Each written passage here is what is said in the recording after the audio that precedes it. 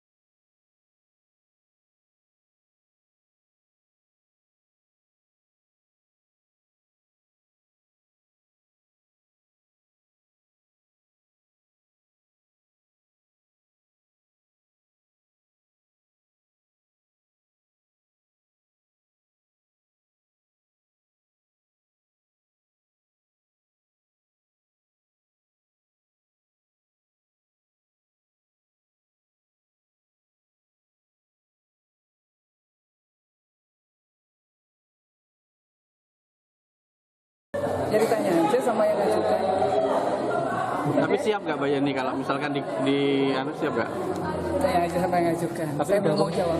Udah komunikasi sama parpol? Saya semua parpol. Saya komunikasi dengan semua tokoh-tokoh partai, saya semua tokoh politik, dan biasa semua. Saya komunikasi dengan semua. Dan kami belum memutuskan akan mendukung siapa.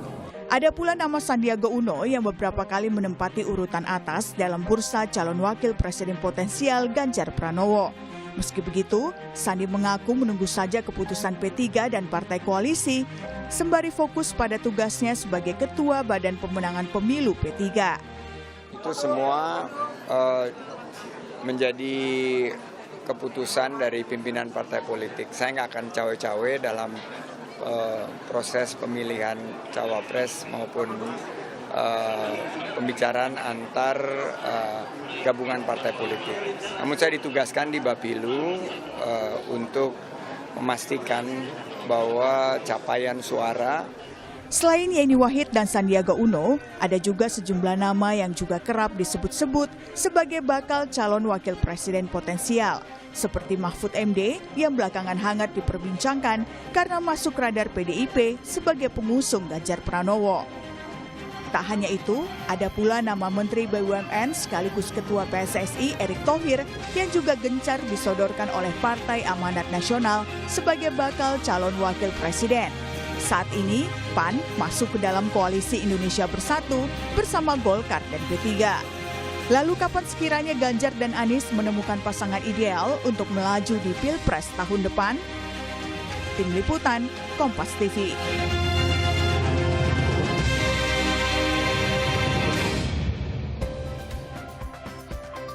Saudara, PKS dan Demokrat telah mendorong agar Anies Baswedan bisa segera mengumumkan siapa pendampingnya untuk Pilpres 2024. Sementara PD Perjuangan sepertinya masih penuh pertimbangan untuk memutuskan siapa pendamping Ganjar Pranowo. Di sisi lain beredar sejumlah nama yang disebut-sebut menjadi incaran menjadi bakal calon wakil presiden atau bacawa pres. Mulai dari nama Yeni Wahid, Mahfud MD, Erick Thohir, sampai Sandiaga Uno. Lalu apa yang membuat Anies dan juga Ganjar lama memutuskan calon pendamping mereka menuju ke Pilpres tahun depan? Kita akan bahas bersama sejumlah narasumber yang hadir secara daring untuk Sapa Indonesia Pagi. Ada Wakil Sekjen DPP PKS, Ahmad Fathul Bari, Ketua DPP PD Perjuangan, Nusirwan Sujono, dan Direktur Eksekutif Indikator Politik Indonesia, Mas Burhanuddin Muhtadi. Mas Burhan, Mas Nus, Mas Bari, selamat pagi. Assalamualaikum warahmatullahi wabarakatuh. Selamat pagi. Waalaikumsalam. Salam, ya. Semua orang, Mas Bari, menunggu Mas Anies pulang dari haji. Ini kapan diumumkannya? Mas Bari, sudah ada tanda-tanda belum?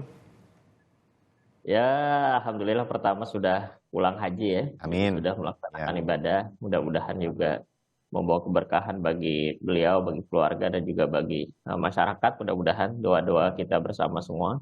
Ya. Dan untuk mengenai cawapres tentu sudah disampaikan sendiri oleh Mas Anies atau yang lain pun juga sudah menyampaikan bahwa setelah pulang haji insya Allah segera diumumkan. Ya tentu, tapi semua mempertimbangkan banyak hal.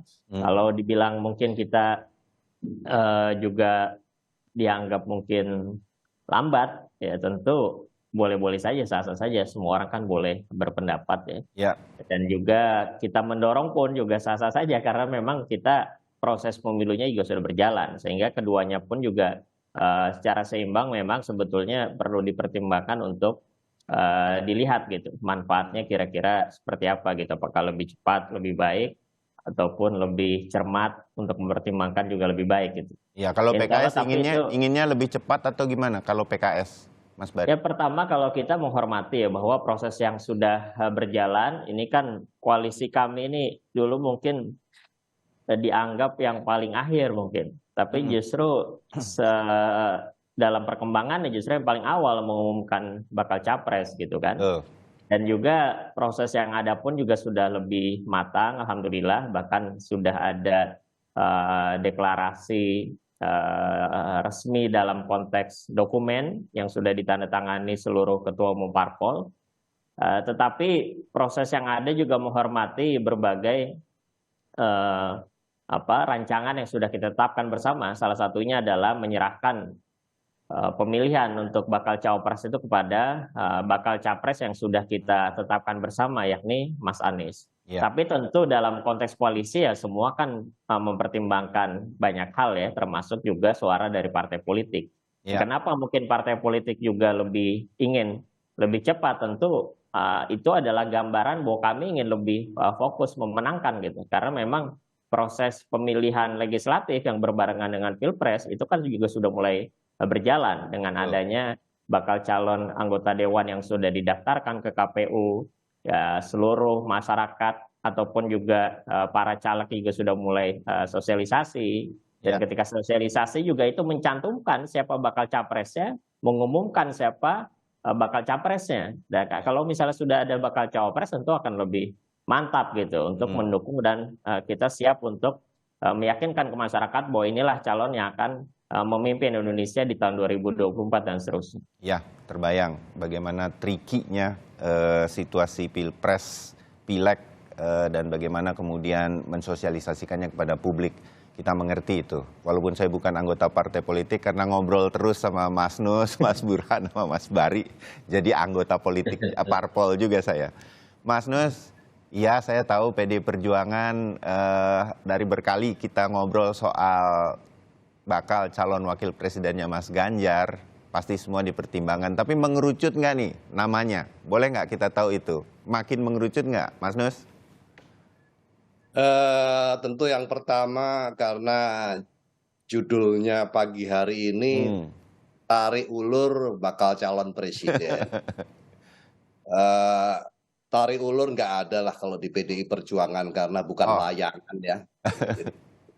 Jadi tidak tentu menentukan calon wakil presiden semua dilakukan dengan cermat, dengan melakukan evaluasi yang cukup hati-hati, dan karena ini bagaimanapun juga untuk sebuah pasangan pimpinan nasional, dan bagi kami yang dalam hal ini Ibu Ketua Umum Ibu Megawati Soekarno Putri di dalam memutuskan nantinya tentu melihat berbagai macam hal dan juga setelah melakukan pertimbangan dan tentu berdasarkan setelah melalui diskusi yang salah satunya dengan Pak Jokowi selaku kader kami di presiden dan kemudian juga dengan pasangan dengan calon presiden Mas Ganjar.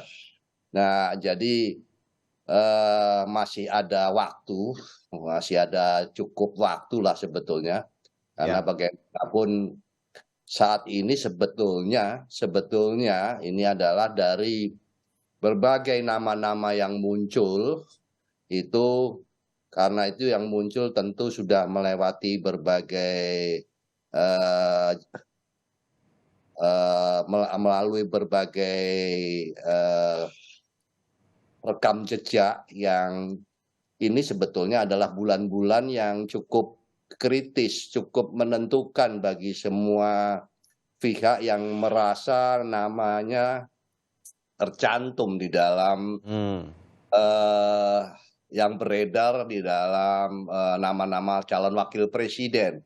Nah, maksudnya kenapa kritis? Ya ini semua tentu akan dievaluasi dalam kondisi seperti ini bagaimana sikap dan bagaimana kecocokannya untuk apakah itu sudah sesuai, sudah cukup tepat untuk memimpin sebagai pasangan calon pimpinan nasional kelak. Ya. Jadi malah justru terbalik ya. Sebetulnya di saat ini adalah waktu yang paling tepat untuk membaca para calon wakil presiden yang semuanya ini baik. Tidak ada menurut saya yang jelek, itu tidak ada ya. Kalau sudah sampai kepada yang jelas nama-nama kita yang ngomong di sini tidak ada toh. Jadi ini semua orang lain, jadi termasuk Mas Burhan juga, Mas Badi juga, saya juga tidak ada. Tapi berarti kalau sudah dibicarakan itu tentunya itu masuk di dalam kategori orang-orang baik lah begitu. Tapi kalau orang-orang baik ini ya tentu masa-masa yang menentukan itulah yang waktu yang kritis itulah yang sebetulnya harus kita cermati betul gitu ya dalam melihat pendekatan yang dilakukan. Kenapa? Karena bagaimanapun seperti PDI Perjuangan kita sudah berkali-kali katakan, meskipun kita tetap menghormati apa yang sudah dilakukan rekan-rekan partai politik yang bersama-sama dengan berbagai pihak, misalnya ada koalisi dan sebagainya, kita menghormati.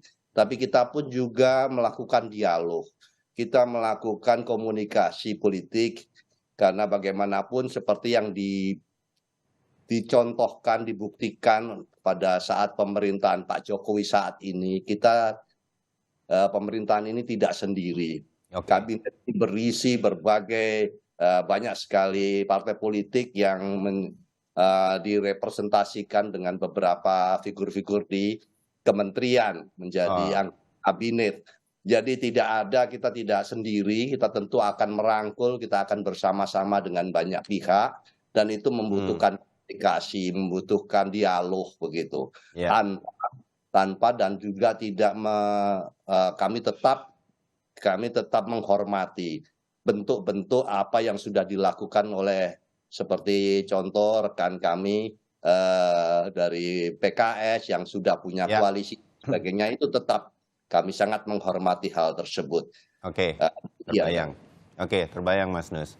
Mas Burhan, ini saya jangan-jangan nih saya curiga ini bahwa ini nggak akan ada yang cepat nih mengumumkan calon wakil presiden. Kita sedikit mengulang beberapa waktu lalu kita ngobrol. Memang ini sangat krusial nih, calon wakil presiden namanya akan sangat menentukan untuk menentukan menang atau tidaknya begitu. Mas Burhan, tampaknya nggak akan ada yang cepat nih ya mengumumkannya. Menurut Anda, semua penuh akan pertimbangan, saling lihat kubu-kubu dan segala macam. Iya, memang ada beberapa alasan ya mengapa tarik-menarik terkait dengan pengumuman cawapres ini bisa lebih lama dari yang kita perkirakan. Satu alasan utamanya adalah waktu pendaftaran itu masih panjang, masih ada 3 bulan. Oktober ya? Belum Oktober, kalau tidak salah tanggal 19. Artinya tidak ada kebutuhan secara formal bagi partai politik yang membentuk koalisi untuk menyebut cawapresnya lebih cepat dari yang diharapkan, karena memang waktunya masih panjang. Itu yang pertama. Yang kedua, terkait dengan alasan strategi. Kalau misalnya cawapres disebutkan lebih awal, itu ada trade-off yang harus dipertukarkan, itu berkaitan dengan mitigasi atau antisipasi dari pihak lawan, termasuk cawapres tadi akan dikuliti, akan dilihat boroknya, akan diangkat kelemahannya, dan itu akan membuat posisi cawapres rentan. Termasuk kalau misalnya cawapres disebutkan dari awal, itu ada banyak bakal calon wakil presiden lain yang sebelumnya sempat harap-harap cemas dipilih oleh Pak Nusirwan atau Pak Fathul Bari, itu langsung kehilangan harapan, kehilangan asa, dan akan pindah haluan, pindah ke lain hati. Misalnya ada 10 nama cawapres yang ada di kantong Ibu Mega. Hanya 1 nama yang disebut. 9 nama yang lain mungkin mulai melirik tuh bergerak ke kubu lain.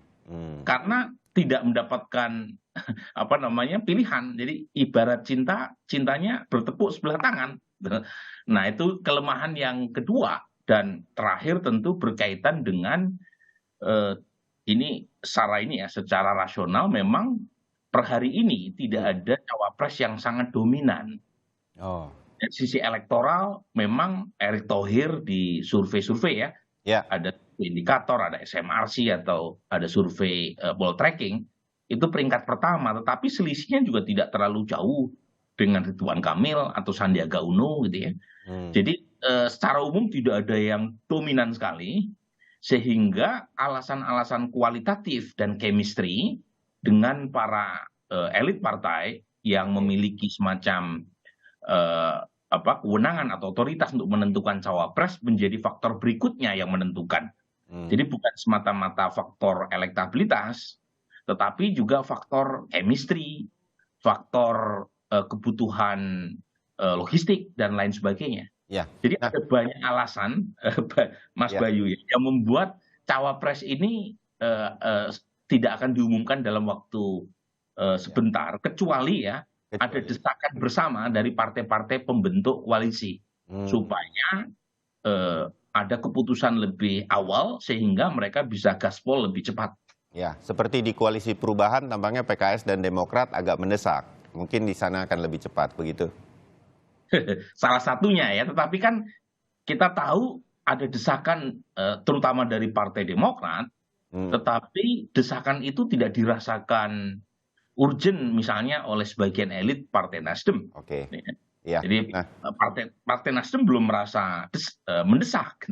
Sementara Partai Demokrat merasa cawapres harus segera diumumkan misalnya. Itu kan perspektif yang berbeda tiap orang dan menurut saya wajar. Apalagi dalam konteks capres-cawapres yang sangat krusial. Mas Burhan sedikit ya. Kalau dari nama-nama yang terus mengemuka di beberapa survei untuk calon wakil presiden, ada Erick Thohir, Sandi Uno, Ridwan Kamil, begitu yang selalu bergantian. Kalau kita boleh, ini partai politik dengan koalisinya itu mempertimbangkan itu lebih prioritas, atau bisa ada nama-nama di luar itu yang tidak muncul di dalam survei. PDI Perjuangan membuktikan itu ketika memilih Pak Ma'ruf Amin menjadi wakil presiden waktu di periode keduanya Pak Jokowi. Mas Burhan? Memang ada 2 hal ya yang mempengaruhi proses pemilihan cawapres. Yang pertama adalah terkait dengan kompetisi elektoral, nature-nya apakah sengit atau tidak sengit. Pak Kiai Ma'ruf itu dipilih ketika Pak Jokowi sebagai capres petahana itu cukup leluasa dalam menentukan elektabilitas kemenangan, karena bagaimanapun selisih dengan Pak Prabowo sebelum pendaftaran itu relatif agak jauh.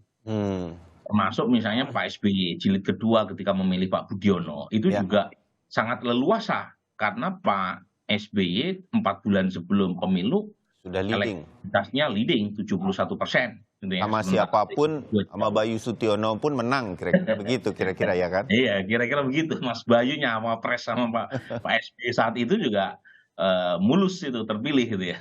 Nah, hal itu tidak terjadi jelang 2024. Ya. 3 capres teratas selisihnya tidak terlalu jauh. Ya. Apalagi peringkat pertama, peringkat kedua itu statistically insignificant. Jadi cawapres menjadi menentukan, ya bukan sekedar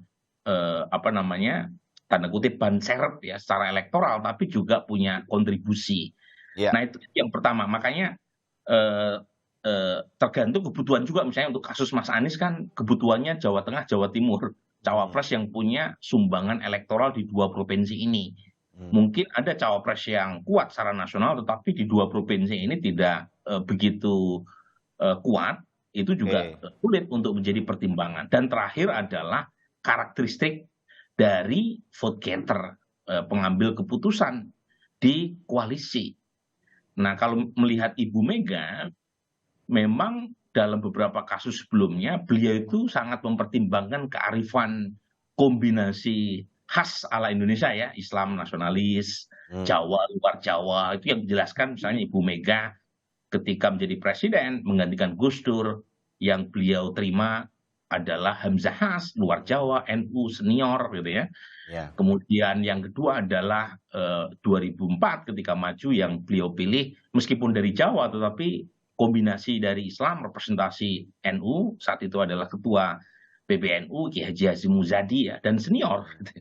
Dan yang 2009 agak berbeda dari pola, beliau memilih Pak Prabowo. 2014 dia mengusulkan kepada Pak Jokowi pasangan bernama JK, luar Jawa, kemudian senior juga dan tokoh NU, tokoh HMI, ketua DMI ya.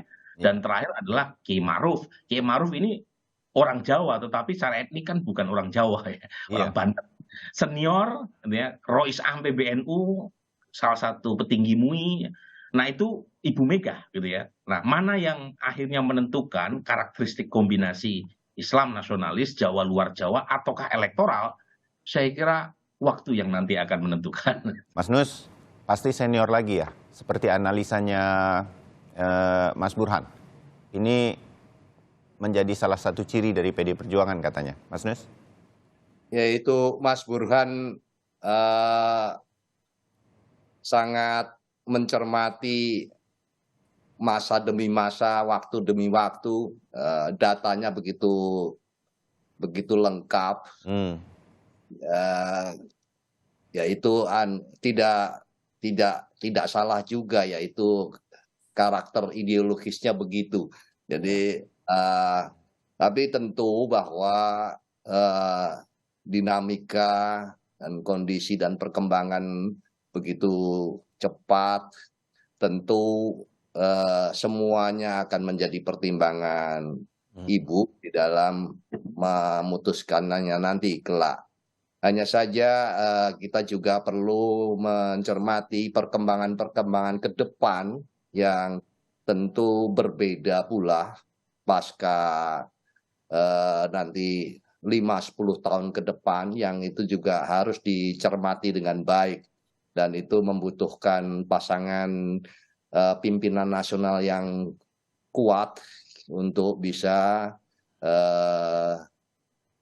mengatasi berbagai hal, berbagai problem, dan itu semua menjadi tanggung jawab kita, menjadi tanggung jawab kami partai politik di dalam menetapkan calon-calon pasangan calon presiden, wakil presiden nanti. Jadi ya memang bagaimanapun tidak sesederhana yang kita pertimbang, kita analisa mungkin. Ya inilah kita harus menjaga demokrasi, kita harus menjaga kelangsungan bangsa ini dengan baik, dengan tetap menganut atau katakanlah menjadi acuan itu begitu besarnya negara kita ini, sehingga memang tidak bisa main-main ya, tidak bisa sembarangan di dalam menetapkan hal tersebut. Kita cukup bisa memahami kerumitan tersebut. Tentu tidak juga terlepas dari apa yang berkembang pada akhir-akhir ini. Mas Nus, kalau P3 karena bergabung, berarti nama Sandiaga Uno masuk sebagai salah satu yang dibahas ya? Udah pasti, kita bilang gitu. Sudah diucapkan pula, dan sekali lagi saya katakan, para calon-calon yang muncul itu kan tidak ada yang buruk ya, semua baik-baik semua, dan itu mungkin sudah dianggap oleh minimal oleh lembaga survei itu, Mas Burhan itu sudah dianggap layak untuk disurvei lah begitu. Jadi untuk sampai kepada nama-nama yang masuk itu kan bukan barang sederhana gitu ya. Jadi itu membutuhkan waktu yang cukup lama sehingga akhirnya nama tersebut muncul. Kan kira-kira begitu Mas Burhan. Siapapun dia, saya katakan siapapun yang ada di dalam beredar nama-nama tersebut. Tidak tiba-tiba muncul juga di dalam survei gitu ya, Mas Nus ya. Pasti punya track record lah. Oke. Pasti. Nah, itulah ya saya mengatakan bahwa itu semua ya baik-baik saja. Kami sangat terbuka, kami sangat mengharap itu kita bisa bersama-sama nanti kelak. Tidak adalah kalau misalnya yang memilih satu, kemudian yang lain kita tidak anggap kawan, itu ya tidak. Jadi nanti harapannya kan posisi wakil presiden itu cuma satu, tidak mungkin kita menjadi 3 atau 4 atau 5 ya. Sama juga dengan calon presiden, hanya satu. Jadi nanti ya harapannya tentu meskipun dipilih satu, yang lain ya tidak perlu harus merasa tidak berteman dengan PDI Perjuangan. Tidak demikian, nanti kita mungkin bisa bersama-sama membangun negeri ini. Dan posisinya masing-masing nanti kelak akan menjadi pertimbangan begitu. Ya, baik. Nah, Mas Bari, kalau dari Koalisi Perubahan, terutama PKS, rasanya publik tuh punya persepsi begini. Demokrat tuh lebih ngotot pengen tahu siapa bakal calon wakil presidennya Mas Anies sebagai baca pres dari Koalisi Perubahan. Karena memang yang diusung tampaknya kan Mas AHY sendiri gitu, sebagai ketua umum di Partai Demokrat. Sementara PKS lebih santai begitu, walaupun punya nama-nama juga yang diajukan. Tapi kalau yang disebut bukan PKS nggak akan mundur dari Koalisi Perubahan. Mas Bari? Ya, yang jelas pertama kan kita berkoalisi ini juga prosesnya panjang ya. Jadi bukan sehari 2 hari lalu ketemu lalu koalisi gitu. Tetapi prosesnya pembicaraannya juga sudah sangat panjang, baik itu penetapan bakal capresnya, lalu kumpul bersama untuk membicarakan banyak konsep, bahkan nama-nama pun juga secara equal kita sampaikan secara bersama-sama juga, karena tiap parpol kan pasti mereka menginginkan. Dari luar PKS dan Demokrat tuh ada nama-nama yang muncul dan dibahas bersama di dalam Koalisi Perubahan, Mas Bari? Oh pasti kalau itu ya, karena nggak mungkin kita hanya berhenti di nama-nama dari para kader parpol. Tentu melihat banyak dinamika, dan kita pemilihan ini kan juga basis popularitas, lalu juga mengukur elektabilitas berdasarkan survei dan sebagainya, tentu itu dilakukan. Karena cara memotret yang lebih mudah kan seperti itu ya, karena Indonesia ini begitu luasnya gitu. Betul. Benar, berarti ada nama Mas Anies tuh lebih berharap kepada sosok perempuan, Hovifah Indar Parawansa, karena seperti analisanya Mas Burhan, pas nih Jawa Tengah, Jawa Timurnya dapat, laki-laki perempuannya dapat secara gender, ada di pertimbangan nama itu. Kalau pengamat melihat hal tersebut ya menurut saya sangat wajar ya. Jadi pasti dipertimbangkan gitu. Saya nanyanya di Koalisi Perubahan. Oh ya, kalau itu kan dipertimbangkan, selalu ada, bahkan sering disebut kan. Nama-nama tersebut juga sering disebut juga oleh banyak pihak gitu di Koalisi Perubahan. Dan jadi sebetulnya ya secara sederhana memang pertama kita dalam koalisi ini prosesnya juga sudah sangat panjang, saling menghormati, semua sudah dilakukan, baik usulan nama kader parpol, mempertimbangkan nama-nama lain, dan juga secara konsep harapan untuk menang pun juga sudah tergambar. Ya, jadi sebetulnya tinggal menunggu waktu nama bakal cawapresnya gitu, kalau secara umum ya, walaupun tidak menyederhanakan proses yang lainnya. Ya, tapi secara umum ya proses selanjutnya tinggal menunggu saja siapa nama bakal cawapresnya, lalu selanjutnya kita tinggal bekerja gitu untuk pemenangan. Jadi proses-proses tersebut tentu bukan proses instan yang jelas tadi, karena sudah berjalan cukup panjang dan berjalannya pun juga penuh dinamika, sehingga apa yang sudah terjadi itu sudah kita lewati semuanya, tinggal kita menatap ke depan nih untuk pemenangan lebih fokus gitu. Ketika sudah ada nama capres dan cawapresnya lalu dibawa ke KPU dan ditetapkan, dan tinggal kita memenangkannya untuk pemilu di 2024. Ya, kita menunggu bersama itu. Mas Nus, singkat, PDI Perjuangan katanya juga mempertimbangkan nama bakal calon wakil presiden perempuan, benar? Ya, itu kepemimpinan perempuan kan menjadi ibu ketua umum juga perempuan, jadi kita sangat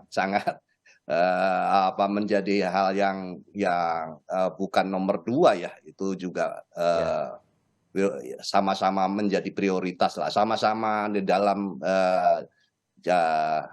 penilaian yang sama begitu. Jadi nanti kita sabar saja karena masih sekitar 3 bulanan, nanti pada saatnya tentu akan tampak seperti apa. Apakah ya tadi kisi-kisinya, tanda-tandanya sudah disampaikan oleh Mas Burhan, itu sepertinya apakah akan seperti itu, ya, nanti kita lihat. Kan juga nanti persyaratan itu tentu juga dinamis ya. Gitu. Ya. Oke, Mas Burhan, sedikit saja berkaitan dengan nama-nama perempuan, memungkinkankah menurut Mas Burhan ini muncul? Ada Khofifah Indar Parawansa, ada Yeni Wahid yang belakangan disebut-sebut. Menurut Anda ini menjadi salah satu kejutan yang mungkin saja dikeluarkan untuk meraih suara di 2024 atau belum pada saat ini? Hanya sekedar dipertimbangkan. Mas Burhan masih ya. Ya, dari sekian partai yang relatif punya keleluasaan adalah PD Perjuangan. PD Perjuangan punya golden ticket tanpa harus berkoalisi dengan partai lain, bisa menyebutkan pasangan capres-cawapres. Nah, hal yang agak kompleks terjadi di Gerindra PKB karena Pak Prabowo tidak bisa maju sendiri, atau di koalisi perubahan. Jadi misalnya Partai Demokrat menginginkan Mas AHY, itu tidak mungkin kalau tidak disetujui oleh Mas Fathul Bari atau dari Nasdem. Jadi itu yang saya sebut kompleksitas ya dalam menentukan cawapres, beda-beda tiap partainya. Nah yang kedua soal perempuan tadi, tergantung strategi apa yang dipakai secara elektoral. Kalau strateginya adalah komplementer, mungkin nama yang sudah muncul itu salah satu yang bisa dipakai. Misalnya kan asumsinya Mbak Yeni, tokoh perempuan, kemudian putri Gus Dur, sekaligus juga cucu pendiri NU, diharapkan punya sumbangan secara elektoral di Jawa Timur, meskipun di survei hari ini masih rendah, tapi ada potensi yang mungkin diharapkan bisa menambal kekurangan Mas Anies di Jawa Timur maupun di Jawa Tengah yang notabene adalah basis NU. Apakah itu terrealisasi atau tidak? Ya belum tahu karena sampai sekarang kan juga belum ditentukan. Atau strategi yang kedua, bukan komplementer tapi mobilisasi basis. Nah, pada titik ini nama Khofifah bisa masuk di kantongnya Ibu Mega juga, karena bagaimanapun Khofifah itu Gubernur Jawa Timur sekarang, Ketua Muslimat NU, mungkin akan menambah kekuatan Jawa Tengah dan Jawa Timur. Pak Jokowi ketika memiliki Ma'ruf Amin kan pakai strategi mobilisasi basis sebenarnya. Jadi beliau tidak memilih cawapres yang kuat di Jawa Barat, tetapi cawapres yang mampu melipat gandakan dukungan di basis sendiri. Dan sukses untuk kasus 2019. Tapi apakah sukses untuk 2024 kalau memakai strategi mobilisasi basis misalnya dengan menggandengkan Ganjar dan Mbak Khofifah, itu soal lain. Belum tentu juga eksperimen sukses itu bisa ditiru di 2024. Tapi paling tidak kebutuhan untuk menyebut cawapres perempuan itu sangat ditentukan oleh prioritas apa yang diinginkan oleh koalisi dalam menentukan cawapres buat capres yang mereka usung. Oke. Itu kalau perempuan ya. Mas Bari dan Mas Nus, ini pertanyaan buat Anda berdua nih. Generasi muda, milenial ini akan menjadi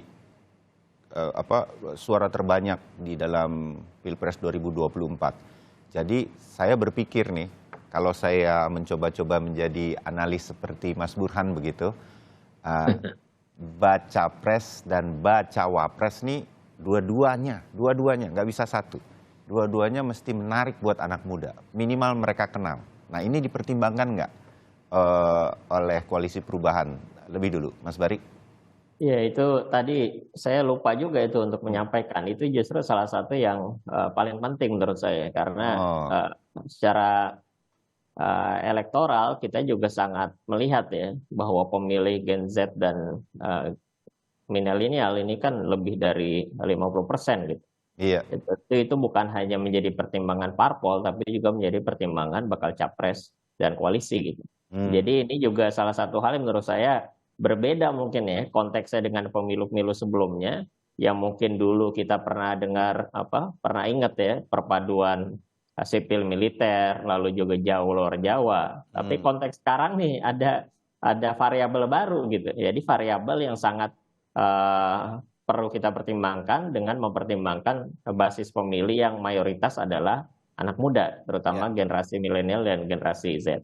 Ya tentu ini yang menjadi penting juga karena potretnya mungkin bisa berbeda dengan potret di pemilu-pemilu sebelumnya gitu, sehingga basis ini perlu jadi perhatian lebih juga kita untuk mempertimbangkan untuk memenangkan di pemilu selanjutnya. Oke, dimengerti.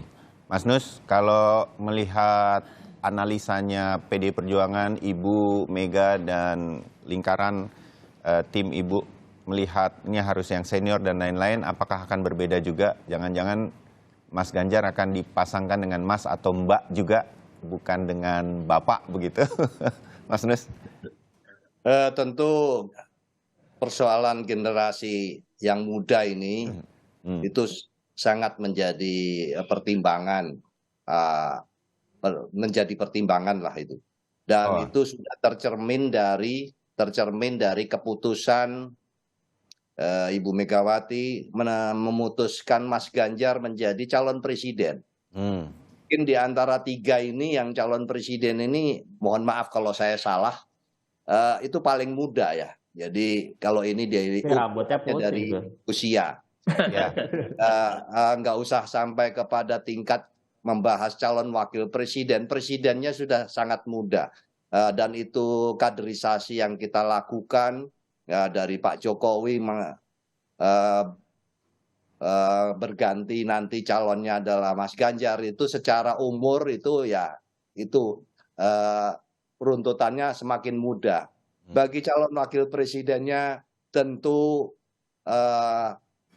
pikiran muda itu tidak identik dengan usia ya. Jadi kalau misalnya nanti wakil presidennya lebih tua, itu bukan berarti tidak memikirkan generasi muda begitu. Dan kita selalu bahwa tadi mungkin catatannya Mas Burhan agak kurang. Karena bagaimanapun akhirnya kita selalu pasangan calon itu wakil presidennya lebih tua. Ya, selama ini begitu ya. Oh iya juga. Tapi berjiwa muda. Pak Jokowi itu sebelumnya dengan Pak JK usianya juga lebih tua, kemudian dengan Pak Kiai Ma'ruf usianya juga lebih tua. Saat ini pun juga ini adalah catatan ya, data ini bukan kebetulan, karena kebetulan faktualnya demikian. Bu Mega juga sempat bersama Gus Dur dan kemudian Pak Hamzahas ya, dan ini data ya sebelumnya. Jadi perhatian terhadap generasi muda tentu itu penting sekali karena untuk masa yang depan. Dan itu sudah kita jawab dahulu dengan calon presidennya, Mas. Jadi calon presidennya ini sudah memenuhi unsur pemahaman pemuda itu. Iya. Kira-kira usia dia 3/4 saya itu, Mas Ganjar, dibandingkan. Tapi jiwanya lebih muda Mas Nus tampaknya. Dua bakal calon presiden yang saya sebutkan ini, dua-duanya memang populer kok di generasi milenial. Tinggal bakal calon wakil presidennya. Mas Burhan terakhir, milenial dan tampaknya perempuan juga ini akan menjadi pertimbangan. Makin yakin tampaknya kita ya, ini memang sampai ke detik-detik terakhir bakal calon wakil presiden ini masih saling intip. Mas Burhan terakhir. Iya, sepertinya memang bisa lebih lama dari yang kita perkirakan. Ya, termasuk di koalisi perubahan? Ya, kita tidak tahu ya, karena per hari ini kan ada komitmen untuk mempercepat, terutama pasca naik haji. Ya. Jadi, meskipun naik haji kan luas ya, setelah pulang naik haji kan bisa sampai Oktober juga itu. Iya. Bukan hanya setelah Arafah ya, tetapi sampai tanggal 19 pun bisa disebut sebagai pasca naik haji. Tapi begini Mas Bayu ya, kalau misalnya ada salah satu capres yang menyebut nama cawapresnya lebih awal sebelum proses pendaftaran, itu juga bisa memicu capres lain untuk mengumumkan cawapresnya lebih cepat dari jadwal. Jadi lagi-lagi proses tarik-menarik ini bukan hanya terjadi di internal koalisi suatu capres, tapi juga sangat ditentukan oleh dinamika lawan. Jadi kalau misalnya Mas Anies mengumumkan cawapresnya, itu bukan tidak mungkin ada lain akan menyusul ya. Iya. Jadi lagi-lagi, tapi kalau misalnya yang lain mengunci, artinya mencoba menyembunyikan nama cawapres yang akan mereka bidik dan mengumumkannya di ujung, makin lama lah, makin terulur bisa lah juga ini. akan memicu yang lain untuk memperlama proses pendaftaran. Jadi poin saya adalah dinamika pengumuman capres-cawapres ini itu juga ditentukan bukan hanya internal koalisi tapi juga eksternal koalisi. Nah, termasuk nih ya, ada variabel yang mungkin menjelaskan terutama koalisi partai pendukung pemerintah, yaitu variabel respon Pak Jokowi kemana. Jadi kalau kita lihat kan sepertinya PDI Perjuangan termasuk juga partai koalisi Kebangkitan Nusantara Raya itu juga mempertimbangkan faktor itu kan. Jadi kalau misalnya Pak Jokowi srek dengan cawapres yang diajukan oleh koalisi, itu juga mungkin mempercepat proses pengumuman cawapres terutama dari partai pendukung pemerintah. Nah, lagi-lagi semuanya ini hipotetik gitu ya. Belum empirik. Jadi kita tunggu saja keputusan dan hasil sholat istikharah Pak Fathul Bari dan Pak Nusirwan. Jadi kapan mereka mengumumkannya, tetapi tidak ada satu yang tidak bisa mereka tolak, yaitu time is ticking, waktu makin mendekat proses pendaftaran, dan ketika proses pendaftaran itu sudah dibuka dan sebelum ditutup, mau tidak mau, suka tidak suka, koalisi harus mengumumkan cawapresnya. Dan tidak ada lagi waktu yang tersisa buat mereka menunda-nunda. Kira begitu. Baik, ya. Jadi kita tunggu saja.